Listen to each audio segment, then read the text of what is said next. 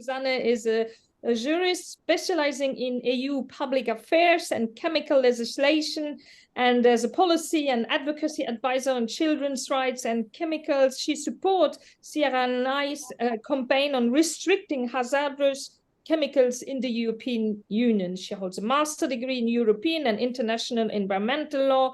And Suzanne indeed will talk now about children's right to be protected from exposure to harmful pesticides, and will provide here Anne's position on the sewer. So thank you for being there, Suzanne. Thanks a lot for this introduction. Maybe just before starting, a few words on the Child Rights International Networks, or CRIN. So we are a creative NGO working on children rights, and we provide a child rights perspective on several environmental and health issues, including pesticides.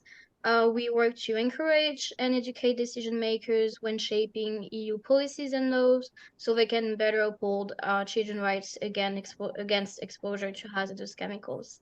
So next slide, please.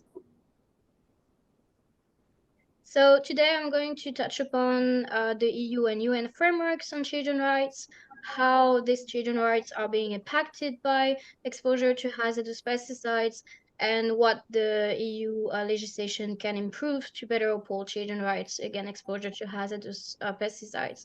Just first of all, a really brief overview, because I think my scientist colleagues will delve into this topic much more in detail.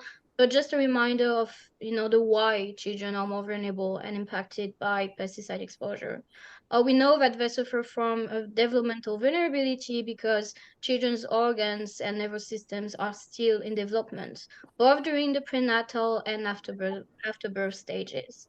They also suffer from an exceeding intake of hazardous pesticides because, for instance, they can breathe more, often per minute. They also consume more food and water relative to their body weight. They absorb toxics more readily, and unfortunately, they are less able to excrete them afterwards. They also have specific behavioral habits. We know that here today they want to play on the ground in water courses. They explore the world through touch and taste, and unfortunately, quite often, and on account of their age, children are also less able to evaluate the risk. For instance, they are less able to adopt protective behaviors or to use protective equipments. And we know that in sensitive areas, several testing campaigns and scientific studies indicated the recurrent presence of hazardous pesticides in public areas. That includes playgrounds, public parks, and even schools. Next slide, please. And unfortunately, this exposure leads to severe impacts on children's health, including the health of fetuses. And these impacts have been internationally recognized by the UN and EU experts. Here on the slides, you can see some examples of these links between exposure to hazardous pesticides and the impact on children's health. For instance, in 2017, the Special Rapporteur on Toxics and Human Rights, together with the Special Rapporteur on the Right to Food, warned that exposure to even very low levels of pesticides, for instance through wind drift or residues in food, may be very damaging to children's health. In 2016, it's really important to remind that the Special Rapporteur on Toxics and Human Rights, Bashkut Tunkat, also warned that this exposure starts before birth via the mother's own exposure, and we have a situation where children are being born pre-polluted. The Special Rapporteur mentioned that it's a silent pandemic, which, it's a silent pandemic of diseases linked to the exposure to hazardous chemicals, including pesticides. And those impacts can be irreversible. It can even be passed down from one generation to the next. Next slide, please.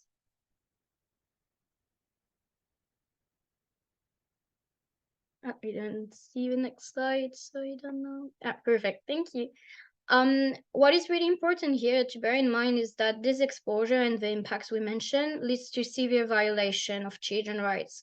And those children's rights are being prescribed and enshrined in legally binding frameworks, both at the United Nations and the EU levels.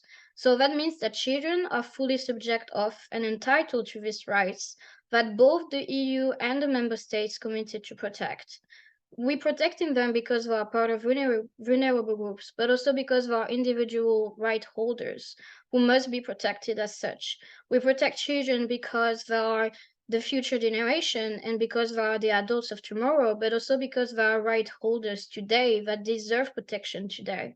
But unfortunately, we still see that a wide range of pesticides, which are particularly harmful to children, are still being placed on the EU markets and found in playgrounds and other sensitive areas.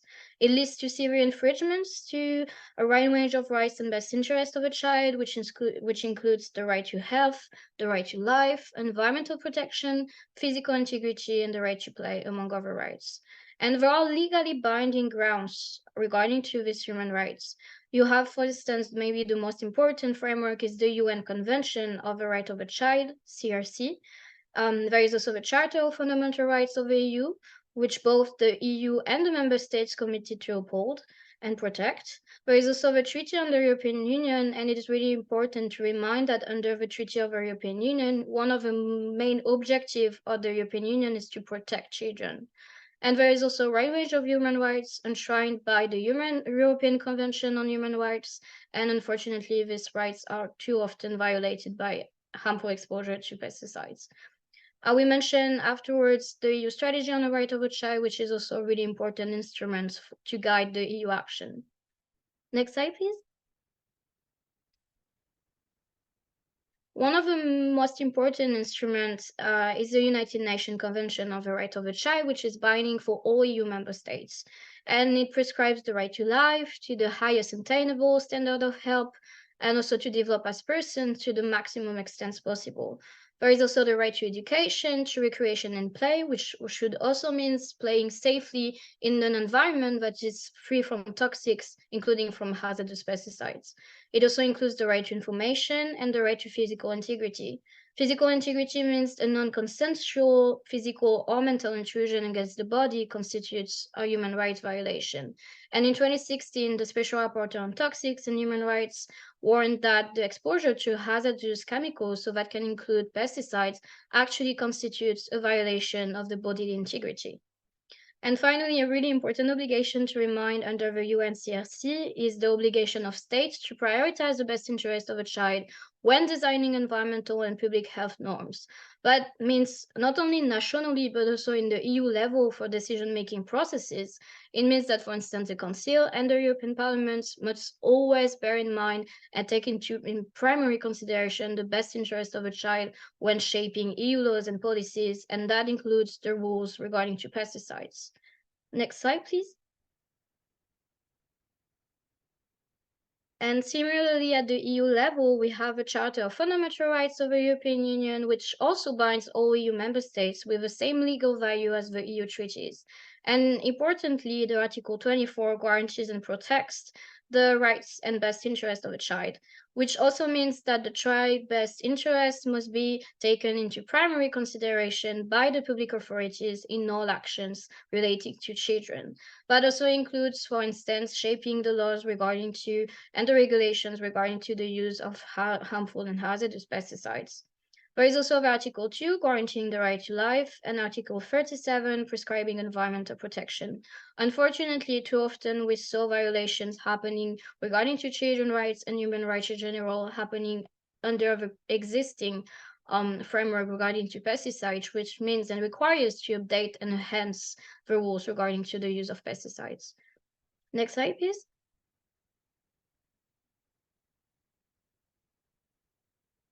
I wanted to mention a really important instrument, which is not legally binding, but which should be a key compass in taking decisions regarding to the use of harmful chemicals, including pesticides. It's the EU Strategy on the Rights of a Child, adopted in 2021 by the institution. It's a right-based strategy, and it's a really important instrument for maintaining a children's rights perspective in all relevant policies and legislation. And interestingly, the second thematic area of action under the strategy mentioned that all children have a right to a good standard of living. And under the strategy, children are agents of change, and no policy regarding to children should be designed without their voices. This strategy should be a key compass in decision making at the EU level, including on chemicals, policies, and legislation. Next slide, please.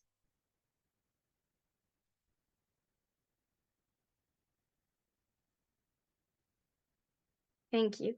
So, with that background in mind, and knowing that there are so many important commitments made by the EU and its member states to children's rights framework, now there is an opportunity with a thorough regulation to really uphold children's rights and to put an end to children's rights violation. And to do so, there are several recommendations and key provisions to adopt and implement so children's rights are really protected against the exposure to harmful chemicals and harmful pesticides.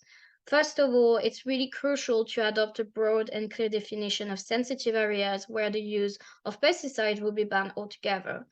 These sensitive areas should include, of course, and this won't be an exhaustive list, but it should include, of course, playgrounds, schools, areas around schools, public parks, but also other areas that are too often neglected. For instance, railroads, roads, railways, roads, airports, harbors, dams, mines, and also areas that are designated for the protection of habitats or species.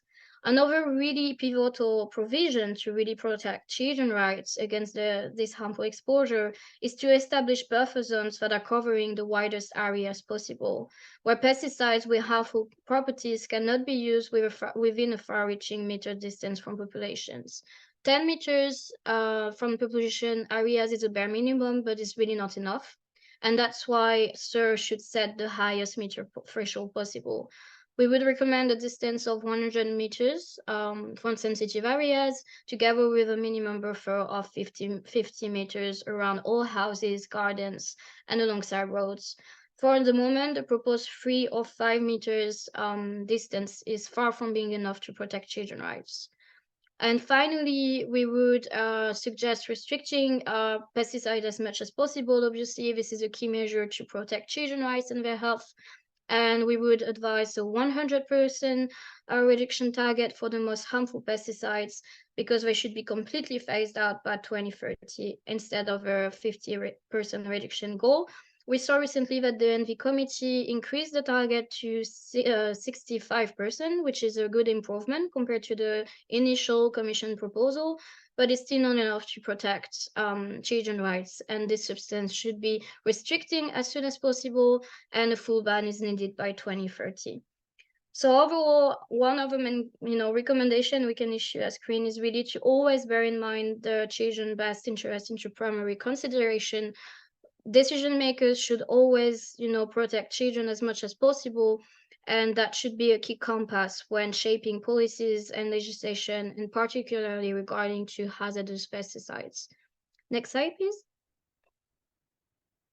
So if you want further details about our recommendations and the children's rights approach to this topic of pesticides, you can find a position paper on SUR online. I will also drop the link in the chat. And there are more resources available on our webpage, on the CRIN website regarding to EU policies on chemicals and children's rights, as well as an art exhibition also available online. I always remain available if you want to contact me for any questions, and I'm really looking forward to follow all the presentation. Thank you.